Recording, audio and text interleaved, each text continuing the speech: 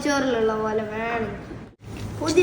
കുട്ടികളൊരു ആഗ്രഹം പറഞ്ഞാൽ അത് നമ്മളെ കൊണ്ട് പറ്റുവാണെങ്കിൽ അതങ്ങ് ചെയ്തു കൊടുത്തേക്കണം.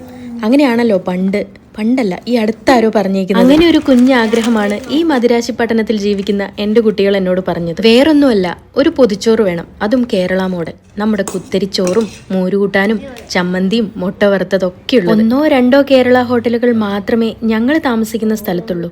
അവിടെയും പൊതിച്ചോറ് കിട്ടുമെന്നുള്ള കാര്യം വളരെ സംശയം. പിന്നെ ഒന്നും നോക്കിയില്ല. പൊതിച്ചോറ് ഉണ്ടാക്കി എനിക്ക് വലിയ പരിചയമല്ല, പക്ഷെ അമ്മ ഉണ്ടാക്കി കഴിച്ച് നല്ല പരിചയമുണ്ട്. ആ പരിചയത്തിന്റെ അടിസ്ഥാനത്തിൽ ഞാനും ഉണ്ടാക്കിയ ഒരു പൊതിച്ചോറ് ഇവിടെ കിട്ടില്ലെങ്കിൽ എന്താ, അത് പൊതിയാനുള്ള ഇല ഇവിടെ സുലഭമാണ്. അപ്പൊ ആദ്യം കുറച്ച് ഇല വാങ്ങി, പിന്നെ മറീന ബീച്ചിൽ പോയി കുറച്ച് മീനൊക്കെ സംഘടിപ്പിച്ചു. പിന്നെ എനിക്കറിയാവുന്ന മോരുകൂട്ടാനും സാമ്പാറിന് പകരം ഇന്നലെ ഉണ്ടാക്കിയ ഉള്ളിത്തീയലാണ് കേട്ടോ ഇതിൽ ഒഴിച്ചത്.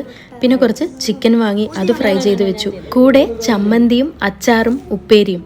ചിക്കനും മീനൊക്കെ ഉള്ളതുകൊണ്ട് മുട്ട വറുത്തത് വേണ്ടാന്ന് ഞാൻ മനസ്സിൽ കരുതിയിരുന്നു.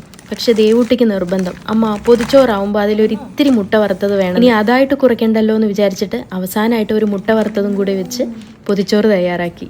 സത്യം പറയുകയാണെങ്കിൽ ഈ പൊതിച്ചോറിന് വാട്ടിയ ഇലയിൽ ഒരുപാട് നേരം ഇരിക്കാനുള്ള ഭാഗ്യം ഉണ്ടായില്ല. തിരക്കും കൊതിയും കാരണം രണ്ടുപേരും പെട്ടെന്ന് തന്നെ തുറന്ന് കഴിപ്പായി. അങ്ങനെ ഈ ചെന്നൈയിലൊരു പൊതിച്ചോറെന്നുള്ള കൊച്ചാഗ്രഹം ഞങ്ങൾ അങ്ങ് സാധിച്ചെടുത്തു.